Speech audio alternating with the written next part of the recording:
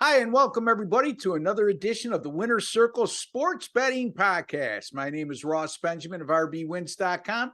Like every Thursday, and it is Thursday, folks, August 25th, I am joined by Mr. Doug Upstone of DocSports.com. Doug, welcome back. And good to see you, my friend. Starting next week, you'll be with us twice a week. So, That's right. Ready to hey, go. I'm looking forward to that, like I am Yes. every show I do with you. So yes, and before we go any further, so thank you about that. Yes, and kudos to you. Last week, now you're more of a regression guy, okay? To where you know how things get out of whack. You know, you're a little more that way. But one of the things we talked about last week was 13-4 for overs in NFL preseason, and then you astutely made the point of saying, hey, the odds makers are adjusting things. Don't assume it's going to be the same. And lo and behold, if my numbers are correct, 8-8 on Yeah. totals in the NFL preseason last week. So, well done, Mr. Benjamin. Good Yeah, I mean, I don't call. know. I did say the worst case scenario it would level off. It didn't go the way I might have thought it would have been with several more overs than unders. But yeah, I mean, I don't know, regression kind of guy. Yes, I would say so. So if something happened one week that looks obvious to the public, the following week, I'm looking to go the opposite way. Now, that's not, as you know, Doug, we've been together for a while now. We've been friends for a long time and discussed a lot of things in this business. I never no brain myself through it, and neither do you, because we think a certain trend may turn doesn't mean you automatically just do it without handicapping the game. Right. So, in any event, college football starts on Saturday. And by the way, folks, we will be having two NFL preseason picks for you coming up later in the show. Doug is going to cover the rematch of the Super Bowl, if you want to call it that, the Rams and the Bengals. And I'm going to be covering the game between the Chicago Bears, and the Browns. So stay tuned for that. Anyway, college football starts this week, Doug. Just 7 games on the board, and none of them, I'm sure you feel the same way, none of them capture my intrigue whatsoever.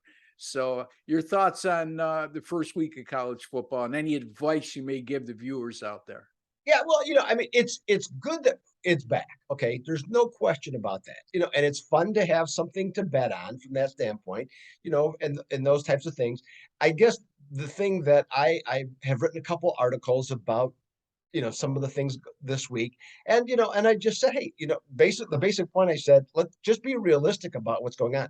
Don't get too excited. Okay, just because you got 7 games, and I think what is there, another 4 or 5 Oh, of yeah. the uh, FCS or FCS teams getting a paycheck right to get paydays counted. for, yes, for football or for college programs. Yeah. So you have those. Okay, and just don't go overboard. Okay, Yeah. that's all. I mean, just use your head. Okay, don't they got 7 games? Don't take all 7 games and bet them all, because you could. Why bury yourself? I guess there's this point. There's a reason it's called week 0, Ross. Yeah, yeah. I know you've been caught up with that week 0 thing. But I actually like that they came up with that.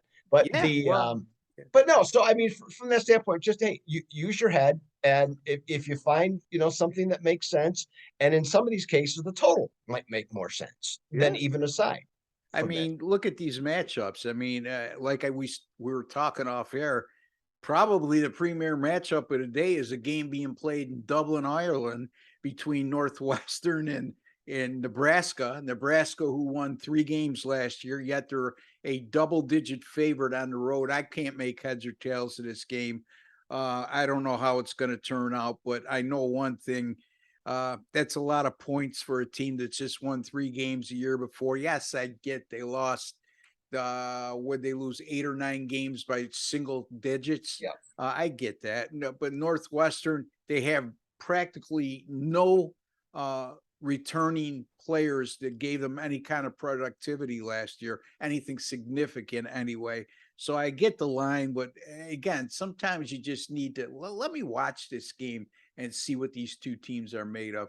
Those types of things, Doug. I mean, and then we mentioned Utah State. Here's a team that won 11 games last year. They're playing a hapless UConn program. Jim Mora Jr. making his head coaching debut for UConn.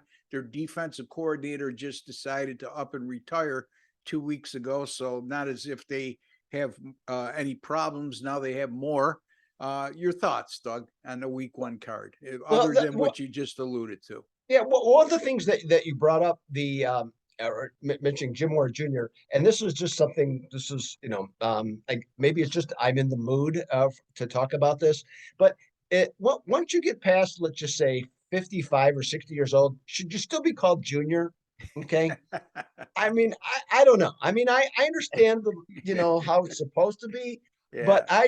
I just have I don't know. I've always had a As problem with it. opposed to week zero, you don't buy the junior thing after the Well, age the of 50. junior thing, I don't know. The zero I can deal with, and because they had to come up with something, but Yeah. junior just doesn't. But no, so now I have a story for you about Utah State. So what are they? I don't even they're what a 27.5 point favorite, I think, this They're week. down to 26.5 now. Yeah. Down to 26.5, and then they're playing, I think next week, no, in 2 weeks, excuse me. I think they're playing Alabama, Yes. and they're a 38.5 point underdog in that one. Yeah. But here's something interesting. I think I've mentioned this guy's name before on the show before. Dave Perdome. He's a betting writer on ESPN, Okay. and he found a story and it's you can find it right now if you go to ESPN, look it up. There has been there was initially a bet place, and he was able to locate the guys that bet it, and they bet on Utah State to win the national championship this year. Okay. Yeah. Yeah. So 1,000 to 1 There's somebody on odds. Mark Lawrence's Playbook magazine who predicted Utah State was going to be a surprise team in a playoff. Anyway, I didn't mean to interrupt you. I No, get, no, no. Yeah. yeah, But it's an interesting story. And one of the best parts of the story is that one of the guys that came up with it, he had talked to his friend, and he was coming off a thing where he had done an evening of tequila shots. Okay. And so that was the genesis of the thought process. Now, I mean, they still have a very good team coming back from, a very successful season a year ago. Uh, and so it ends up that there were three separate bets that have been placed on Utah State to win the national championship at I think I don't know if they're all at FanDuel or a book like that, books like that. And so I just thought that was pretty hilarious, yeah, that somebody would take $1,000 and just give it away. Okay. yeah. To, And if just to think, do that. Doug, if he finished a bottle of tequila and there was a worm at the bottom, like used to be with Jose Cuervo, Right. if he ate the worm, he might have picked South Alabama at that point. Who knows? You Right. know? And that's another one, which leads, by the way, I'll just make this real quick. One of the great old jokes. Okay. A guy's at Alcoholics Anonymous. Okay. And he's got a glass, and it's got tequila in it, and it's got a worm. And so so he takes the worm out of it, and I'm sorry, he has water in it. Worm swing around, goes the other guy's got tequila, puts it in the glass. He goes, "What does that mean to everybody?" And guy raises his hand and he says, "Yes, sir. What's your answer?" He goes, "I'll never get worms." Anyways, the so yeah, as far as the rest, that's not a great game. I'll tell you one game I'm sort of interested in, and it makes no sense, and it's a degenerate gamblers game. Is the ESPN game at night, Nevada and New Mexico State. Nevada lost 45 players from last year's team. Yeah. Bunch of transfers, longer story about their former coach. Okay, everything else. So new guys coming in.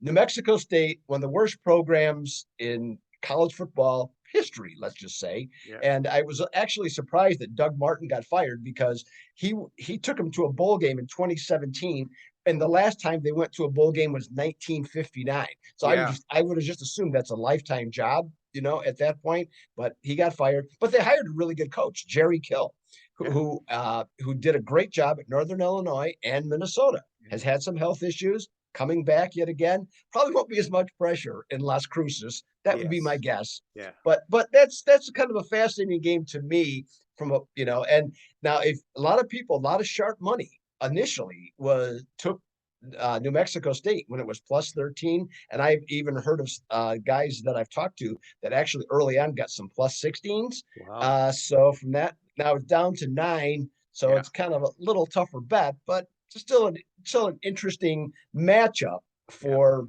for betting.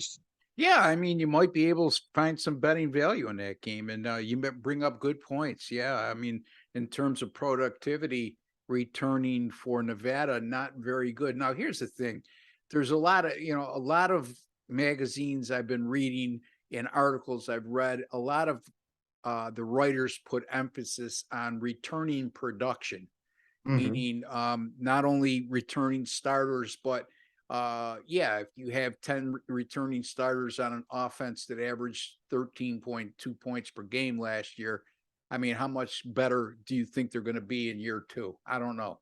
But I would venture to say if they do improve, it'll be slightly. But the thing that's not part of the equation in terms of returning production is they're not accounting for the transfer portal either.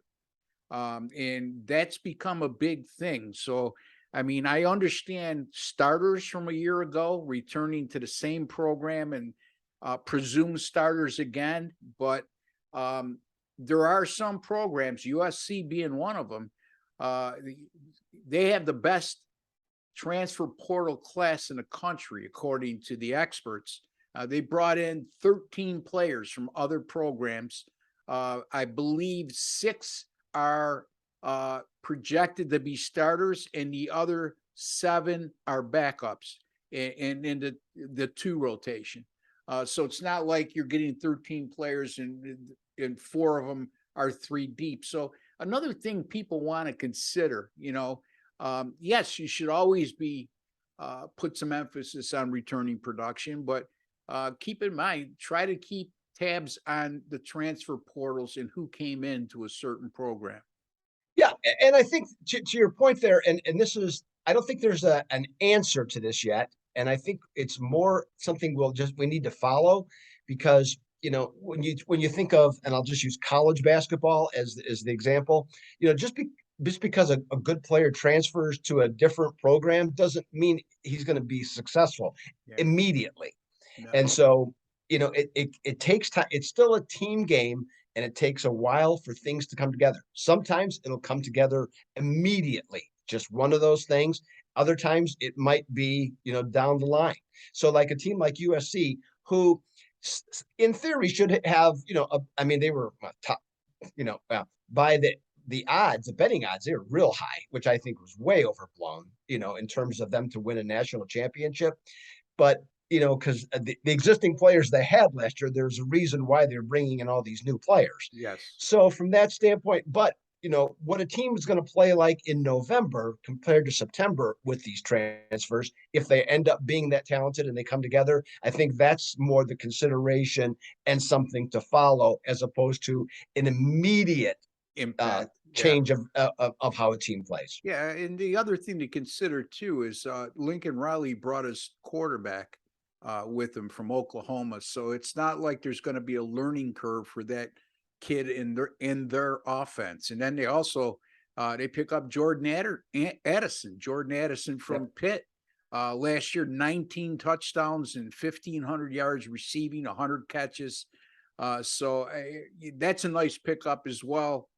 How he blends in with his new quarterback, I think they'll be okay.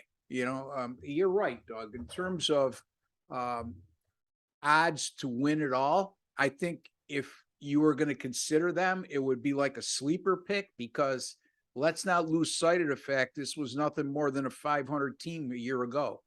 And it's a new coaching staff, and there's some familiarity, like I just said, with the quarterback, but it's a hurdle that you have to cross. And we really don't have big sample sizes, Doug, of which to measure our opinions on when it comes to how teams do that have a great transfer portal kind of thing. Does it take time to gel? Is it immediate impact? I mean, the jury's still out, right? I mean, from a layman's standpoint, or from me and you standpoint of having experience in just playing sports and covering sports betting, we know it's a difficult chore. Anytime you put together a new coaching staff and try to get people to gel, it takes time to build that system. And there's been some exceptions to to the rule, but it's been rare. Anyway, Yeah, Doug, um, absolutely. let's get to our NFL preseason free picks. You got the Cincinnati Bengals and the LA Rams, a rematch of last year's Super Bowl. Tell the folks what you think. I believe Cincinnati's a 2.5 point favorite, if I'm not mistaken. That's exactly what I got, Yeah. and like I said, the in name only, this is a rematch. In terms of who's going to be on the field, probably very few of the players that were on the field last February are going to be on the field this time around. So you got to look at it, break it down a little bit differently. Look at the backups, see what's been going on. In this one, I like what Bryce Perkins has done with the Yeah. Rams. I think he's done a nice job. Looks like he's going to be the backup quarterback. Okay, on this one, he had a couple of nice opening, or had some nice drives against the Chargers in particular. Looked good. Had a couple touchdown passes. Mobile, runs the ball well. That just does a number of nice things. And he's going up against a Cincinnati defense that, well, has been pretty non-defensive to this point, allowing 61 points in 2 preseason games, and one of them against the Giants, which isn't good, and and then a poor performance against Arizona at home. Excuse me 1 second. So from that standpoint, I'm looking at this one. I'm going to deploy 2 systems that I like in regards to how the outcome can be. First of all, home teams off a non-conference game like Cincinnati, when the line is 3 and 3.5, they are 15-40 against the spread in their next game. Secondly, road teams off one or more overs like the Rams, when the line is in the exact same situation, these teams are 25-7.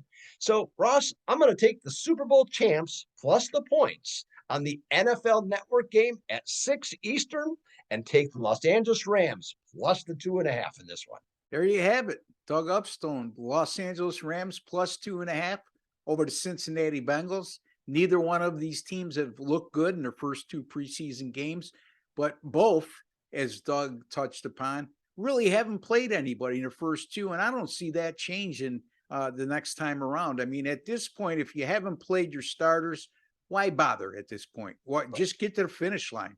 I mean, Josh Allen of Buffalo last week, for example, he played 1 series, he scored a touchdown. He took all of 6 plays, and now he's not even suiting up this week. So, yeah. But the thing is, you have to have a philosophy and a system when you look at NFL preseason handicapping.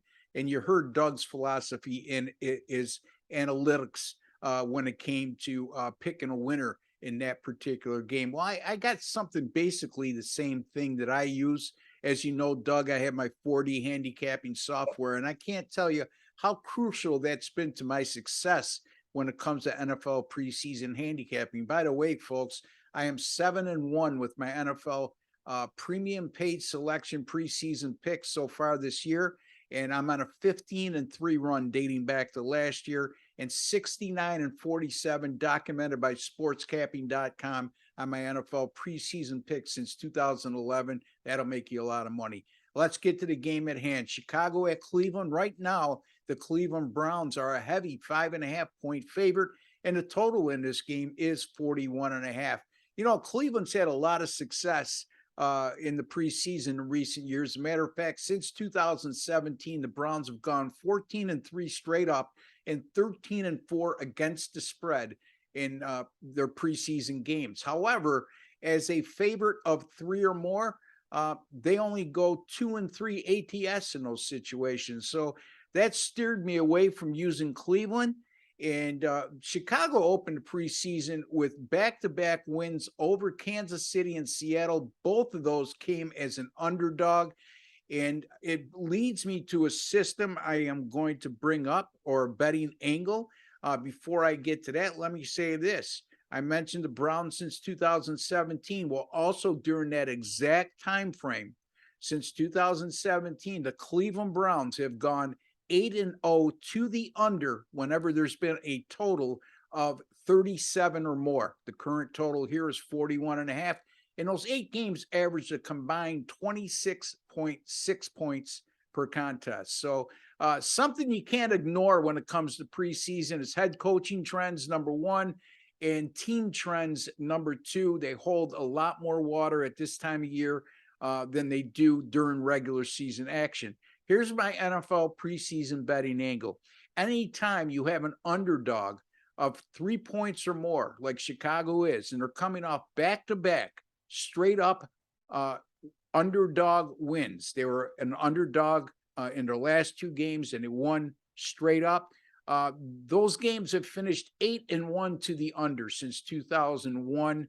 And that's only 9 instances. And it's a rarity when you see a team win the first 2 preseason games, both as underdogs and in this situation, and then an underdog of 3 or greater to boot. 8-1 to the under, and those games averaged 27.3 points combined scored per game. So I'm going with the Chicago Bears and the Cleveland Browns under the total of 41.5. Doug Upstone, he's on the the LA Rams plus 2.5 over the Cincinnati Bengals. Easy for me to say, Doug. Until let's find out how Doug has been doing of late. And Doug, tell the folks where they could find you, what you might have coming up.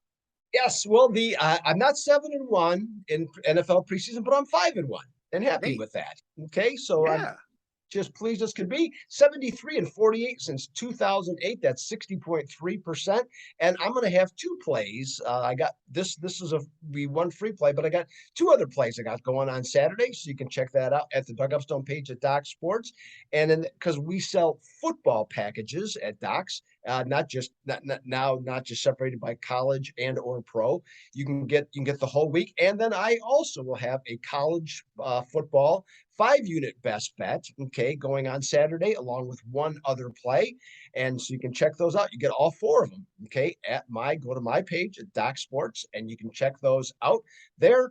Let's see, golf, I'm just going to say it's been a fantastic close, okay. We got the Tour Championship this weekend. I got nothing to sell there. It's just been a lot of fun to finish the season, winning 7 out of the last 8 weeks, Ross, and it made a lot of people a lot of money, including myself, okay, from that Good for standpoint. you. CFL action, 3-0 run. Got to play on Thursday nights. We're doing this on Thursday. Got to play on Thursday night. And I'll also have 1 other play for week 12. So we have that. And Major League Baseball best bets have been doing well, 6-3 of late. So got a number of good things going, Ross. And like I said, fired up to get some college football. Not exactly the dream showcase that we're going to have the week after, but at least there's going to be some football on, and there's never anything wrong with that. That's Doug Upstone from DocSports.com. You can find all of his picks at that great site. They've been around for 50 years. That speaks volumes in itself, folks. Longevity in this business is the way you measure success, and you don't last that long in this business. You don't last as long as me and Doug have over the last 20 years unless you're doing something right. You heard Doug's NFL preseason record since 2008, 73-48, 5-1 this year. Mine 69-47 since 2011, 7-1 this year, 15-3 run going back to last year. Anybody who tells you can't make money during the NFL preseason does not know what they're talking about. It's more like stealing money for guys like us. So I will have my NFL preseason game of the year on Saturday evening in a game between Washington and Baltimore. Also, if you see this video in time, we're taping on Thursday. I have a Thursday night 5-star golden total going in the Green Bay and Kansas City game. Yeah. Another former Super Bowl matchup. Yeah. That's where I got a little confused there. Anyway, thank you, Doug. In any event, Doug, until the next time, buddy, you return on Monday with me, and Doug will be with us going forward every Monday and Thursday, starting next week throughout the course of the football season. We look forward to that. For Doug Upstone and Ross Benjamin, I'd like to wish each and every one of you all the very best. Take care and God bless, folks.